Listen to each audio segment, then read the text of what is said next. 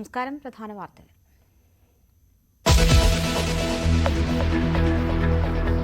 കനത്ത മഴയിൽ സംസ്ഥാനത്ത് വ്യാപക നാശനഷ്ടം. വടക്കൻ കേരളത്തിൽ അതിതീവ്ര മഴ.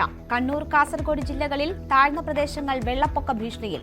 പയ്യന്നൂരിൽ വീട് തകർന്നു. പന്തളം, അരിയാഞ്ഞിലയിൽ നിരവധി കുടുംബങ്ങൾ ഒറ്റപ്പെട്ടു.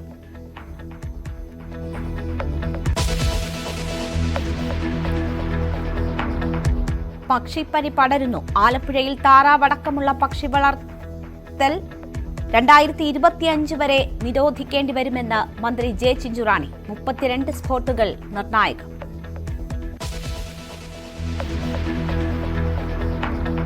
തിരുവനന്തപുരം മെഡിക്കൽ കോളേജ് ആശുപത്രിയിൽ രോഗി ലിഫ്റ്റിൽ കുടുങ്ങിയത് 42 മണിക്കൂർ. ശനിയാഴ്ച ഉച്ചയ്ക്ക് കുടുങ്ങിയ രവീന്ദ്രനെ കണ്ടെത്തിയത് ഇന്ന് രാവിലെ ലിഫ്റ്റ് നന്നാക്കാനെത്തിയപ്പോൾ. 3 ജീവനക്കാർക്ക് സസ്പെൻഷൻ.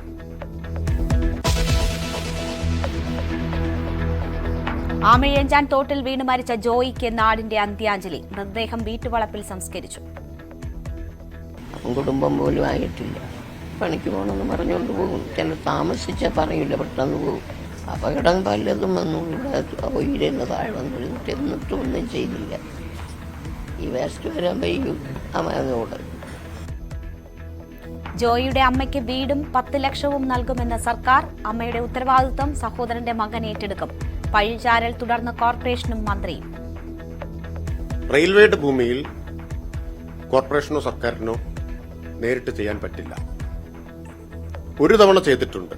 പക്ഷെ അതിനുശേഷം റെയിൽവേ നിലപാട് കർക്കശമാണ്.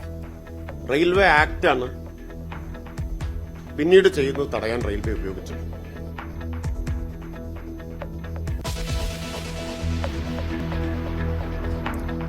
സംസ്ഥാനത്ത് 3 ജില്ലാ കളക്ടർമാർക്ക് മാറ്റം. അനുകുമാരി തിരുവനന്തപുരം ജില്ലാ collector. Kottayam collector V Vigneshwari ഇടുക്കിയിലേക്ക്. ഇടുക്കി കളക്ടറായിരുന്ന ഷീബ ജോർജ് റവന്യൂ വകുപ്പ് അഡീഷണൽ സെക്രട്ടറി. ശ്രീറാം വെങ്കിട്ടരാമൻ ധനവകുപ്പ് ജോയിന്റ് സെക്രട്ടറി.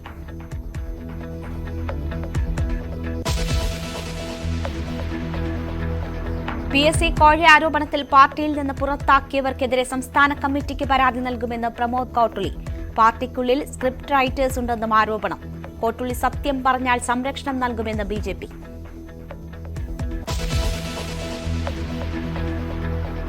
എറണാകുളം ചെങ്ങമനാട് 15-കാരന്റെ ആത്മഹത്യയ്ക്ക് കാരണം ഓൺലൈൻ ഗെയിം എന്ന് പോലീസ്.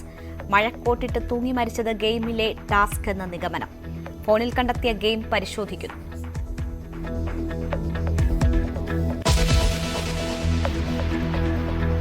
കോപ്പ അമേരിക്ക കിരീടം നിലനിർത്തിയ അർജന്റീന കൊളംബിയയെ തോൽപ്പിച്ച് 16ാം കിരീടത്തിൽ മുത്തമിട്ട് മെസ്സിയും കൂട്ടരും. വിജയ ഗോൾ നേടിയത് പകരക്കാരനായി എത്തിയ ലൗതാരോ മാർട്ടിനസ്. കിരീട നേട്ടത്തോടെ രാജ്യാന്തര മത്സരങ്ങളിൽ നിന്ന് വിരമിച്ച് ഏഞ്ചൽ ഡി മരിയ.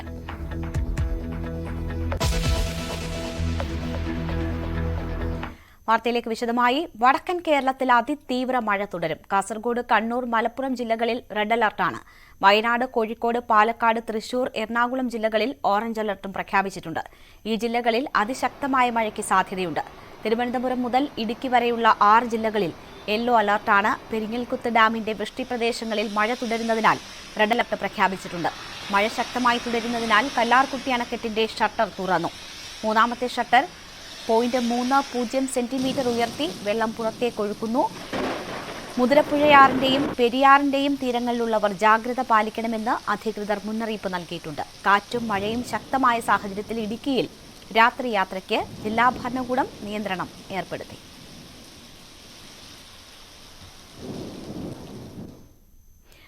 കോട്ടയം ജില്ലയിൽ മഴക്കെടുതിയിൽ വ്യാപക നാശനഷ്ടമാണ് റിപ്പോർട്ട് ചെയ്യുന്നത്. പാല പ്രവിത്താനത്ത് ശക്തമായ കാറ്റിൽ വൈദ്യുതി പോസ്റ്റ് തകർന്നു വീണ് നിരവധി വാഹനങ്ങൾക്ക് കേടുപാട് സംഭവിച്ചു. വെച്ചൂരിൽ വാഹനങ്ങൾക്ക് മുകളിലേക്ക് മരം വീണു.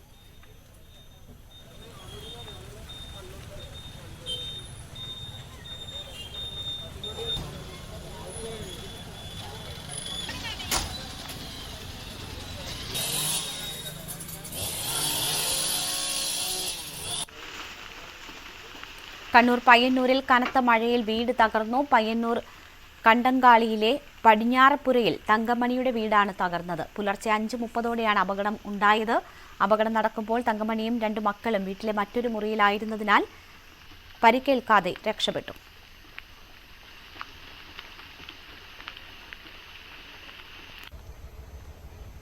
പത്തനംതിട്ട പന്തളത്ത് ശക്തമായ കാറ്റിലും മഴയിലും വലിയ നാശനഷ്ടങ്ങളുണ്ടായി. പന്തളം യക്ഷിവിളാക്കാവിന് സമീപം കാറ്റിൽ 10-ലധികം പോസ്റ്റുകൾ ഒടിഞ്ഞു വീണു. നിരവധി മരങ്ങളും കടപുഴകി. പമ്പാ നദിയിൽ ജലനിരപ്പ് ഉയർന്നതോടെ അരയാഞ്ഞിലി കോസ്വേയിൽ വെള്ളം കയറി. പ്രദേശത്ത് നിരവധി കുടുംബങ്ങൾ ഒറ്റപ്പെട്ടു.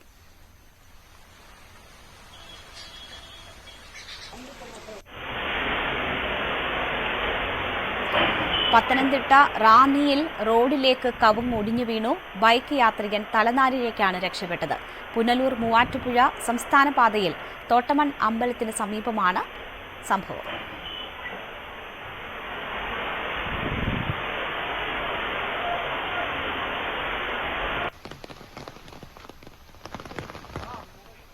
കോഴിക്കോട് വടകരയിൽ കനത്ത മഴയിലും കാറ്റിലും റോഡരികിൽ പാർക്ക് ചെയ്ത കാറിന് മുകളിലേക്ക് മരം കടപുഴകി വീണു.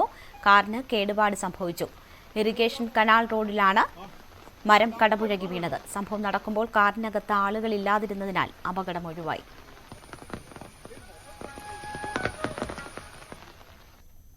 കനത്ത മഴയിൽ എറണാകുളം ചെമ്പുമുക്ക് അട്ടിപ്പേട്ടി നഗർ റോഡ് ഇടിഞ്ഞു താണു. ചെമ്പുമുക്ക് പള്ളിയുടെ കോമ്പൗണ്ടിലെ ഒരു ഭാഗത്തെ സംരക്ഷണ ഭിത്തികൾ ഇടിഞ്ഞു താഴ്ന്നു. ഇടപ്പള്ളി തോടിന്റെ ഭാഗമാണ് താഴ്ന്നത്. 2 മാസം മുൻപാണ് റോഡിന്റെ പണി പൂർത്തിയായത്.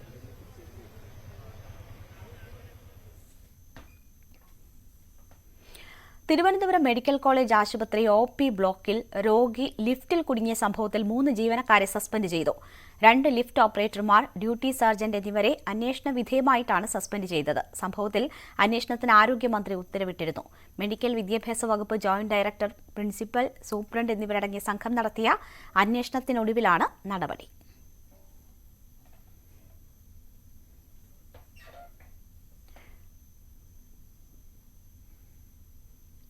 തിരുവനന്തപുരം ജില്ലാ കളക്ടർ സ്ഥാനത്ത് നിന്ന് ജെറോമിക് ജോർജിനെ മാറ്റി. പിന്നാക്ക വികസന വകുപ്പ് ഡയറക്ടറായാണ് മാറ്റം. അനുകുമാരി തിരുവനന്തപുരത്തിന്റെ പുതിയ കളക്ടർ ആകും. കോട്ടയം കളക്ടർ വി വിഘ്നേശ്വരിയെയും മാറ്റി. ശ്രീറാം വെങ്കിട്ടരാമൻ ധനവകുപ്പ് ജോയിന്റ് സെക്രട്ടറിയാകും. ജോൺ വി സാമുവലാണ് കോട്ടയത്തെ പുതിയ കളക്ടർ. ഇടുക്കി കളക്ടറായിരുന്ന ഷീബ ജോർജിനെ റവന്യൂ വകുപ്പ് അഡീഷണൽ സെക്രട്ടറിയാക്കി. തിരുവനന്തപുരം ആമിഴഞ്ചാൻ തോട് വൃത്തിയാക്കുന്നതിനിടെ വീണു മരിച്ച ശുചീകരണ തൊഴിലാളി ജോയിയുടെ മൃതദേഹം സംസ്കരിച്ചു. മാരായമുട്ടത്തെ വീട്ടുവളപ്പിലായിരുന്നു സംസ്കാരം. ജോയിക്ക് അന്ത്യാഞ്ജലി അർപ്പിക്കാൻ നിരവധി പേരെത്തി.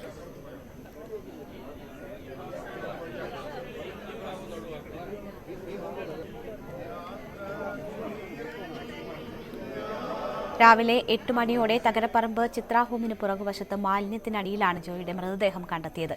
അപകടം നടന്ന സ്ഥലത്ത് നിന്ന് 1 കിലോമീറ്റർ അകലെയായിരുന്നു മൃതദേഹം. ജോയിയുടെ സഹോദരന്റെ മകൻ ഷിജിൻ അമ്മയെ ഏറ്റെടുക്കും. ജോയിയുടെ അമ്മയ്ക്ക് വീടും 10 ലക്ഷം രൂപയും നൽകാമെന്ന് മേയറും MLAയും സ്ഥലത്തെത്തി ഉറപ്പു നൽകി.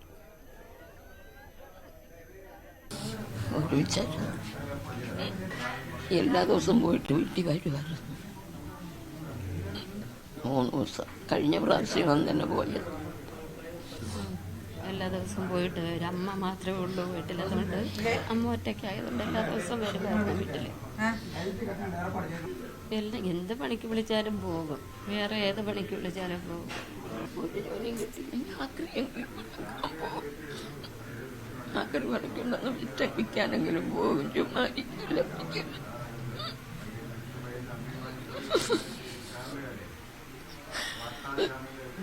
രാവിലെ 6 മണി കഴിഞ്ഞപ്പോഴും പോയി. 4:30-5 മണിയാകുമ്പോൾ വരുമെന്ന് പറഞ്ഞിട്ട് പോയി. ഇതുവരെ കണ്ടില്ല.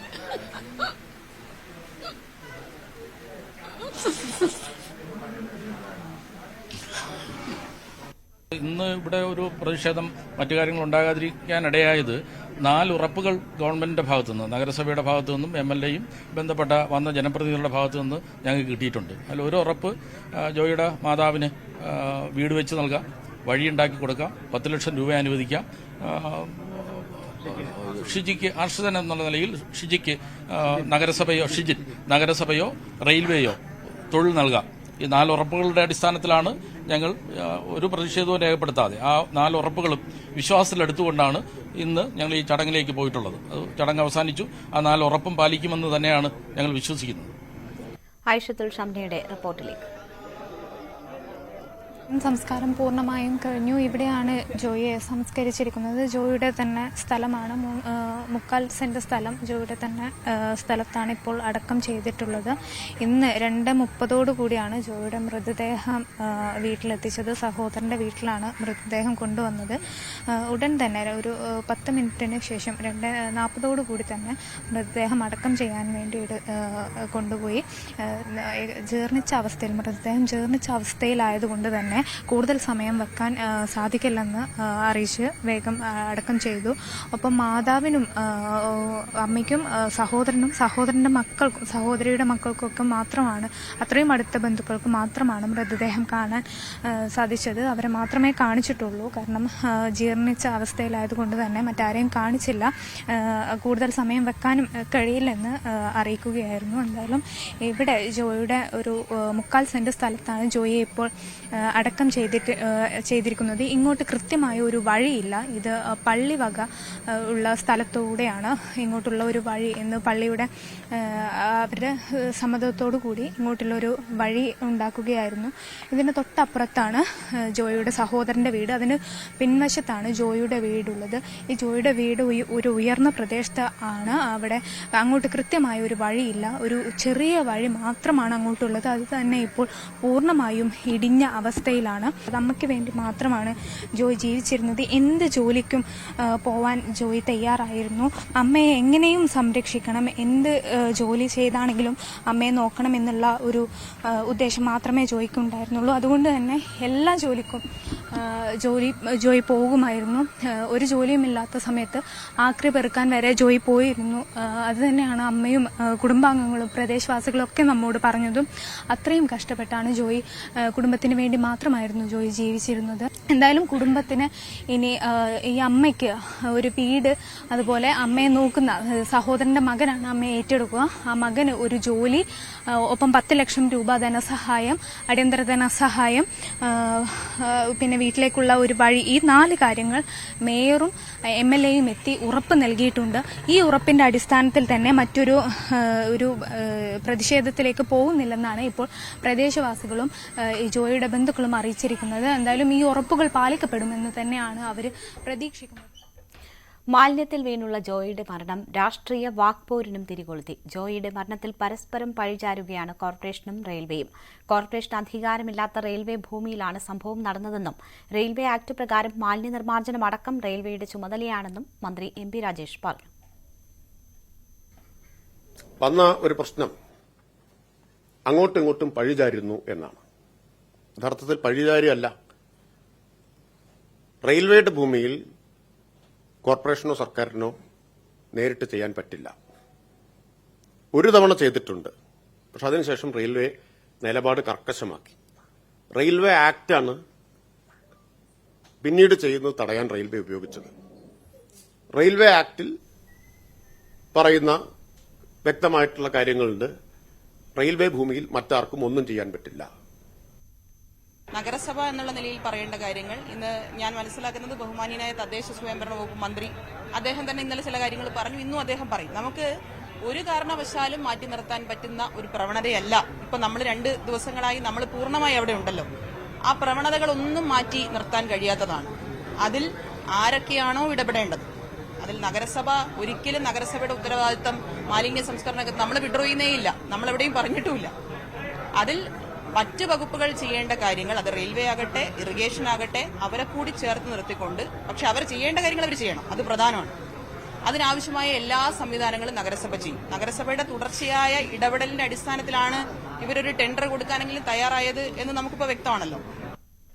സർക്കാരിന്റെ അനാസ്ഥയാണ് കാരണമെന്നാണ് പ്രതിപക്ഷത്തിന്റെ വിമർശനം. ഇപ്പൊ ജോയിയുടെ തിരോധാനവുമായി ബന്ധപ്പെട്ട് എത്ര ടൺ മാലിന്യമാണ് അവിടെ നിന്ന് നീക്കിയത്? അപ്പൊ ഇവർക്ക് ചെയ്യാൻ പറ്റുമല്ലോ. ഇവര് ചെയ്തില്ല.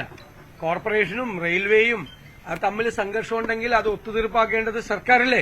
സർക്കാർ അവിടെ നോക്കുകുത്തിയായി നിന്നു. സംസ്ഥാനത്തുടനീളം ഈ മാലിന്യ നീക്കം സ്തംഭിച്ചു. അതിന്റെ ഭാഗമായി വ്യാപകമായി പകർച്ചവ്യാധികൾ പടർന്നു പിടിക്കുകയാണ്. അവര് നമ്മൾ എന്തെങ്കിലും ചോദിച്ചു കഴിഞ്ഞാൽ അവരെ വ്യക്തിപരമായ ആരോപണം ഉന്നയിക്കുന്ന രീതിയിലാണ് മറുപടി പറയുന്നത്. നമ്മൾ അതല്ലല്ലോ പറയുന്നത്.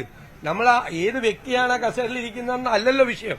ഒരു പൊസിഷനിൽ നമുക്ക് അവരോടല്ലേ പറയാൻ പറ്റുള്ളൂ. നമുക്ക് ഗവൺമെന്റിനോടല്ലേ പറയാൻ പറ്റുള്ളൂ. അവര് പറയുന്നത് ഒരു കുഴപ്പമില്ല എന്നാണ് പറയുന്നത്. കേരളത്തിൽ ഒരു കുഴപ്പമില്ല എന്നാണ് നിയമസഭയിൽ പറഞ്ഞത്. നമ്മളെല്ലാം മോശമായിട്ട് ഗവൺമെന്റിനെ അപകീർത്തിപ്പെടുത്താൻ വേണ്ടി പറഞ്ഞ രീതിയിലാണ് മറുപടി പറഞ്ഞത്. യാഥാർത്ഥ്യം അതല്ലല്ലോ.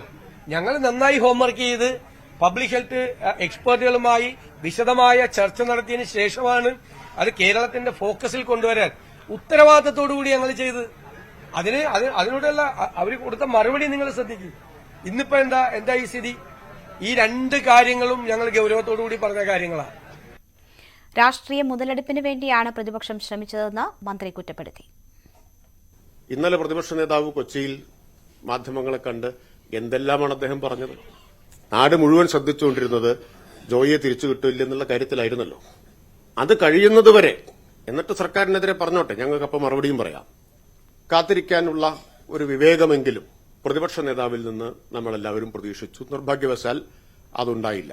ഒരു ദുരന്തമുണ്ടാവുമ്പോൾ അതിൽ നിന്ന് കിട്ടാൻ പോകുന്ന രാഷ്ട്രീയ ലാഭത്തെക്കുറിച്ച് സന്തോഷം പൂണ്ട് ചാടി വീഴുന്നത് ഒരു പരിഷ്കൃത സമൂഹത്തിന് ഭൂഷണമാണോ എന്ന കാര്യം അങ്ങനെ ചാടി വീണ എല്ലാവരും ആലോചിക്കേണ്ടതാണ്. വി അരുണിന്റെ റിപ്പോർട്ട്. ജോയിയുടെ മരണത്തിന് ഉത്തരവാദി ആര് എന്നതാണ് പ്രധാന ചർച്ചാ വിഷയം, പ്രധാന വിവാദം. ഇപ്പോൾ കേരളത്തിൽ ഏറ്റവും പ്രധാനമായി ആദ്യ ദിവസം ഉണ്ടായത് നഗരസഭയും റെയിൽവേയും തമ്മിലുള്ള തർക്കമായിരുന്നു. റെയിൽവേയുടെ ഭൂമിയാണ്, റെയിൽവേയുടെ അധീനതയിലുള്ള പ്രദേശമാണ്, അവിടെ വൃത്തിയാക്കാനുള്ള ഉത്തരവാദിത്വം റെയിൽവേക്കാണെന്ന വാദവുമായി മേയർ ആര്യ രാജേന്ദ്രനാണ് ആദ്യം രംഗത്ത് വന്നത്. മേയറെ ചോദ്യം ചെയ്തുകൊണ്ടും തള്ളിപ്പറഞ്ഞുകൊണ്ടും റെയിൽവേ DRM അടക്കമുള്ളവർ രംഗത്ത് വന്നു.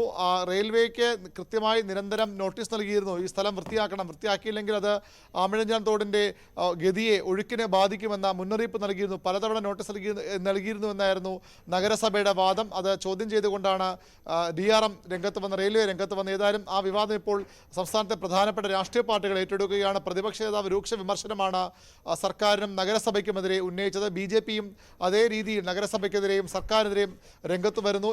ഇത്തരമൊരു ദാരുണ സംഭവത്തെ പോലും രാഷ്ട്രീയവത്കരിക്കാനും വിവാദങ്ങളിൽ കൊണ്ടുവിടാനുമാണ് പ്രതിപക്ഷ നേതാവിന്റെ ശ്രമമെന്ന ആരോപണവുമായി കഴിഞ്ഞ കുറേ ദിവസങ്ങളായി പ്രതിപക്ഷ നേതാവുമായി നിയമസഭയിൽ ഏറ്റുമുട്ടുന്ന മന്ത്രി MB രാജേഷ് രംഗത്ത് വന്ന. അദ്ദേഹം തദ്ദേശ വകുപ്പ് മന്ത്രി കൂടിയാണ്. സ്വാഭാവികം അദ്ദേഹത്തിന്റെ വകുപ്പിൽപ്പെടുന്ന കാര്യം കൂടിയാണ് നഗരസഭയും ഈ ശുചിത്വവുമായി ബന്ധപ്പെട്ട മാലിന്യ നീക്കവുമായി ബന്ധപ്പെട്ട വിഷയങ്ങളും ഒക്കെ. അദ്ദേഹവും മേയർക്ക് പൂർണ്ണ പിന്തുണയുമായി രംഗത്ത് വന്നു.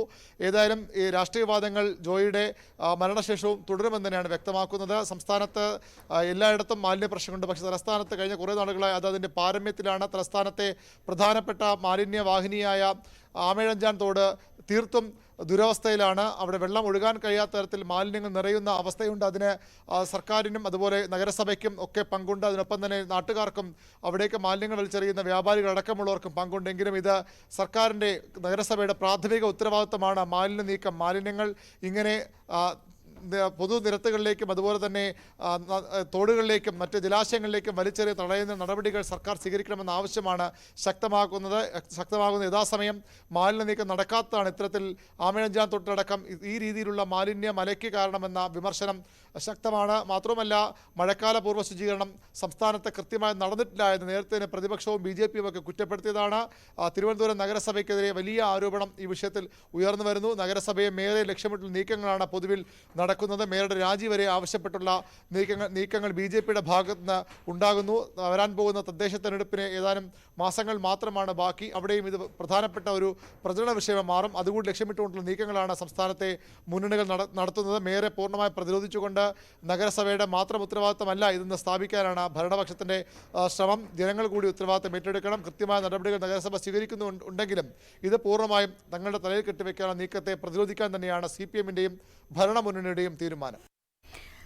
പക്ഷിപ്പനി വ്യാപകമായി പടരുന്ന സാഹചര്യത്തിൽ ആലപ്പുഴയിൽ താറാവടക്കമുള്ള പക്ഷി വളർത്തലിന് 2025 വരെ നിരോധനം ഏർപ്പെടുത്തേണ്ടി വരുമെന്ന് മന്ത്രി J. ചിഞ്ചുറാണി. വൈറസിന്റെ ശക്തി കുറയുന്നതുവരെ നിയന്ത്രണങ്ങൾ വേണ്ടിവരും. ഇത് സംബന്ധിച്ച് കർഷകരുമായി ചർച്ച നടത്തി. 32 സ്പോട്ടുകൾ വളരെ നിർണായകമെന്നും മന്ത്രി അറിയിച്ചു. ആലപ്പുഴയ്ക്ക് പുറമെ പത്തനംതിട്ടയിലും പക്ഷിപ്പനി സ്ഥിരീകരിച്ചിരുന്നു. PSC കോഴ ആരോപണത്തിൽ തന്റെ വിശദീകരണം CPM Kozhikode town area committee മുഖവിലക്കെടുക്കാത്ത സാഹചര്യത്തിൽ സംസ്ഥാന കമ്മിറ്റിക്ക് പരാതി നൽകുമെന്ന് പ്രമോദ് കോട്ടൂളി. ഗൂഢാലോചന നടത്തിയവരെ പുറത്തുകൊണ്ടുവരുമെന്നും പാർട്ടിക്കുള്ളിൽ സ്ക്രിപ്റ്റ് റൈറ്റേഴ്സ് ഉണ്ടെന്നും പ്രമോദ് കോട്ടൂളി പറഞ്ഞു. നിയമവിദഗ്ധരുമായി ആലോചിച്ച് ഉടൻ പോലീസിന് പരാതി നൽകുമെന്നും പ്രമോദ് വ്യക്തമാക്കി. ഗൂഢാലോചന എന്ന് പറഞ്ഞാൽ സ്ക്രിപ്റ്റ് നടന്നിട്ടുണ്ടല്ലോ. ഒരു സ്ട്രോങ് ആയിട്ടുള്ള ഒരു സ്ക്രിപ്റ്റ് രചിച്ചിട്ടുണ്ട്. ആ സ്ക്രിപ്റ്റ് രചിച്ചത് ആരാണ്? അങ്ങനെ ഒരു സ്ക്രിപ്റ്റ് രചിച്ച് ഈ കളവുകൾക്ക് കൂടെ ഇങ്ങനെ ഓരോ രീതിയിലുള്ള തെറ്റിദ്ധാരണകൾ പരത്തി ഒരു സ്ക്രിപ്റ്റ് ഉണ്ടാക്കിയാണ്. ആ സ്ക്രിപ്റ്റ് ഉണ്ടാക്കിയ ആൾക്കാരെ പുറത്തു കൊണ്ടുവരണം. ഒരാൾ വീണ് പോയാൽ, ഒരാൾ വീണ് കിടക്കുന്ന റോട്ടിൽ എല്ലാവരും കുറെ ആൾക്കാർ നോക്കിക്കും. അതിൽ ഏതെങ്കിലും 1-2 ആൾക്കാർ എടുത്തു കൊണ്ടുപോകുള്ളൂ. ആ നോക്കി നിൽക്കുന്ന മനുഷ്യരൊക്കെ ഇത് കണ്ടുകൊണ്ടിരിക്കുന്നുണ്ട്. ആ എടുത്തു കൊണ്ടുപോകുന്നവരാണ് എന്ത്? അവരുടെ മനസ്സിലാണ് സഹതാപുള്ളത്. ആ സഹതാപുള്ള മനുഷ്യന്മാരെ തകർക്കുക എന്നുള്ളതാണ്.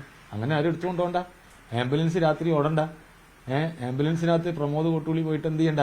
നട്ടപ്പാതിരക്ക് പോയിട്ട് ആളെ രക്ഷപ്പെടുത്തണ്ട. വിശക്കുന്നവന് ചോറ് കൊടുക്കണ്ട. നഗരത്തിൽ പോയിട്ട് ചോറ് കൊടുക്കണ്ട.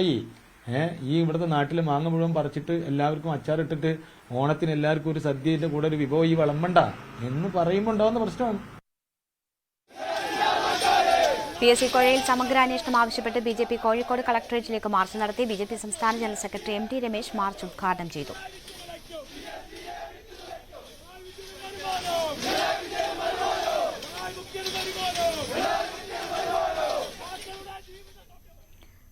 പാലക്കാട് യുവമോർച്ച നേതാവിന്റെ നേതൃത്വത്തിൽ BJP നേതാവിന്റെ വീട് ആക്രമിച്ചു. സംഭവത്തിൽ യുവമോർച്ച മണ്ഡലം ഭാരവാഹി പിടിയിലായി. മണലി സ്വദേശിയും യുവമോർച്ച മണ്ഡലം ഭാരവാഹിയുമായ രാഹുലിന്റെ നേതൃത്വത്തിലായിരുന്നു ആക്രമണം. സുഹൃത്തുക്കളായ അനുജിൽ, അജേഷ് കുമാർ, സീന പ്രസാദ്, അജേഷ് എന്നിവർ പിടിയിലായി. സമൂഹമാധ്യമത്തിൽ മുൻ കൌൺസിലർ അച്യുതാനന്ദൻ ഇട്ട കമന്റാണ് ആക്രമണത്തിന് കാരണം.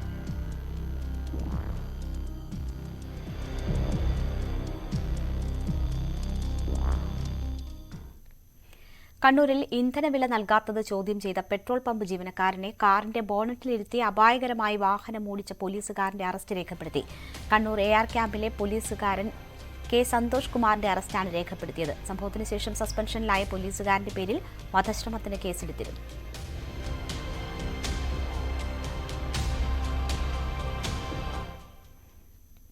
കാസർഗോഡ് പഞ്ചിക്കലിൽ സ്കൂൾ വരാന്തയിൽ നവജാത ശിശുവിനെ ഉപേക്ഷിച്ച നിലയിൽ കണ്ടെത്തി. ദേലമ്പാടി പഞ്ചിക്കൽ ശ്രീകൃഷ്ണമൂർത്തി AUP സ്കൂൾ വരാന്തയിലാണ് ഇന്നലെ വൈകുന്നേരം ഒരു ദിവസം പ്രായമായ പെൺകുഞ്ഞിനെ കണ്ടത്. കുട്ടിയുടെ കരച്ചിൽ കേട്ടാണ് നാട്ടുകാർ വിവരം അറിഞ്ഞത്. കുഞ്ഞിന് ആരോഗ്യ പ്രശ്നങ്ങളില്ലെന്ന് ആശുപത്രി അധികൃതർ അറിയിച്ചു. സംഭവത്തിൽ ആദൂർ പോലീസ് കേസെടുത്ത് അന്വേഷണം തുടങ്ങി. പാലക്കാട് പട്ടാമ്പിയിൽ കാർ നിയന്ത്രണം വിട്ട് വീടിന്റെ മതിലിൽ ഇടിച്ചു. പട്ടാമ്പി ഭാഗത്തു നിന്ന് പെരിന്തൽമണ്ണ ഭാഗത്തേക്ക് പോവുകയായിരുന്ന കാറാണ് അപകടത്തിൽപ്പെട്ടത്. വീടിന്റെ മതിൽ ഭാഗികമായി തകർന്നു. കാർ നിർത്താതെ പോയി. കാർ അമിത വേഗതയിലായിരുന്നു. സമീപത്ത് വാഹനങ്ങളോ ആളുകളോ ഇല്ലാതിരുന്നതിനാൽ വലിയ അപകടം ഒഴിവായി.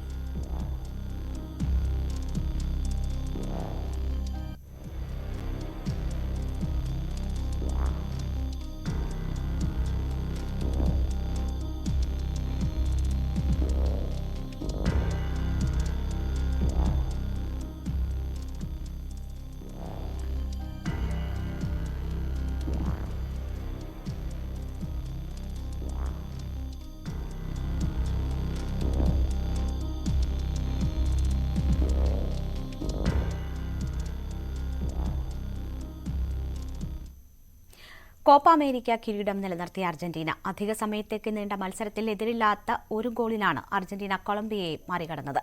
പകരക്കാരനായി എത്തിയ ലൗതാരോ മാർട്ടിനസാണ് വിജയ ഗോൾ നേടിയത്. ജയത്തോടെ കോപ്പയിൽ അർജന്റീനയുടെ കിരീട നേട്ടം 16ആയി. കിരീട നേട്ടത്തോടെ ഏഞ്ചൽ ഡി മരിയ രാജ്യാന്തര മത്സരങ്ങളിൽ നിന്ന് വിരമിച്ചു.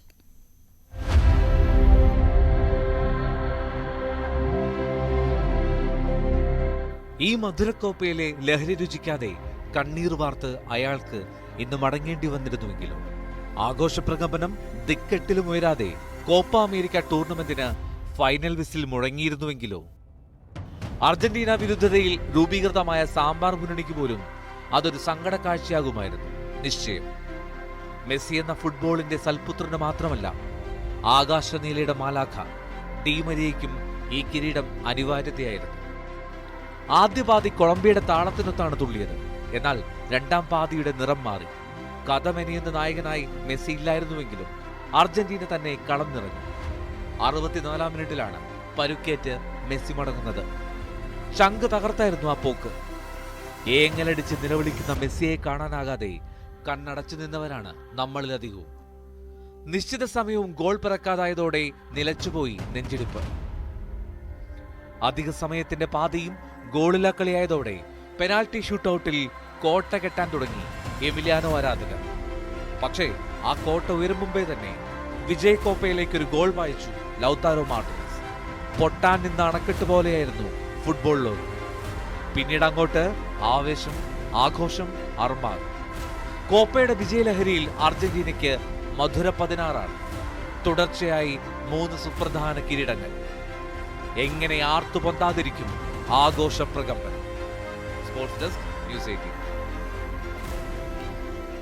യൂറോ കപ്പ് കിരീടം സ്പെയിനിന്. ഇംഗ്ലണ്ടിനെ 1-2 ഗോളുകൾക്ക് തകർത്താണ് കിരീട നേട്ടം. മത്സരം തീരാൻ 4 മിനിറ്റ് ബാക്കി നിൽക്കെയാണ് ഓയർ സബാലാണ് വിജയ ഗോൾ നേടിയത്. തുടർച്ചയായ 2ാം തവണയും ഫൈനലിൽ ഇംഗ്ലണ്ടിന് അടിതെറ്റുകയായിരുന്നു.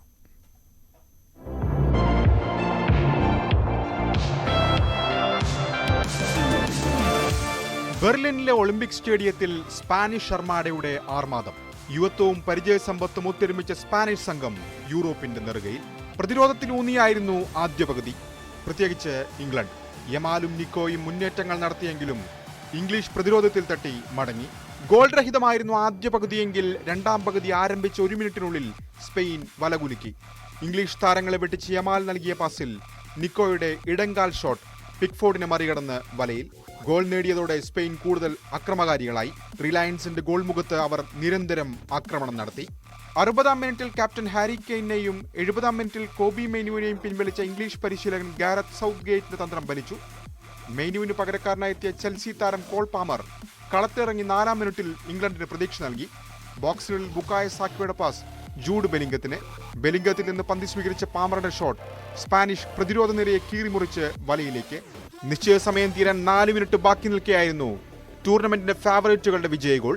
ഇടതുവിംഗിൽ നിന്ന് നീട്ടി നൽകിയ പാസിന് നായകൻ അൽവാരോ മൊറോട്ടയ്ക്ക് പകരമെത്തിയ ഒയർസബാലിന് കാൽ വെച്ചു കൊടുക്കേണ്ട ദൗത്യമേ ഉണ്ടായിരുന്നുള്ളൂ.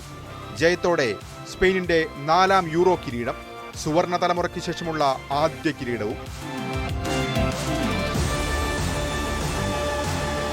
Sports desk, news 18. സ്വർണം വെള്ളി നിരക്കുകൾ. കവിത ഗോൾഡ് ആൻഡ് ഡയമണ്ട്സ് ഇന്നത്തെ സ്വർണം വെള്ളി നിരക്കുകൾ നിങ്ങൾക്കായി സമർപ്പിക്കുന്നത് wedding collections from Kavitha gold and diamonds.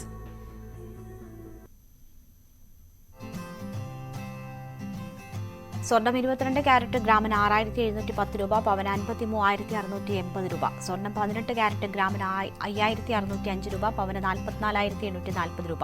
വെള്ളി ഗ്രാമിന് 98 രൂപ, കിലോയ്ക്ക് 98,000 രൂപ. കവിത ഗോൾഡ് ആൻഡ് ഡയമണ്ട്സ് ഇന്നത്തെ സ്വർണം വെള്ളി നിരക്കുകൾ നിങ്ങൾക്കായി സമർപ്പിക്കുന്നത് wedding collections from Kavitha gold and diamonds. Bulletin പൂർണ്ണമാകുന്നു. നമസ്കാരം.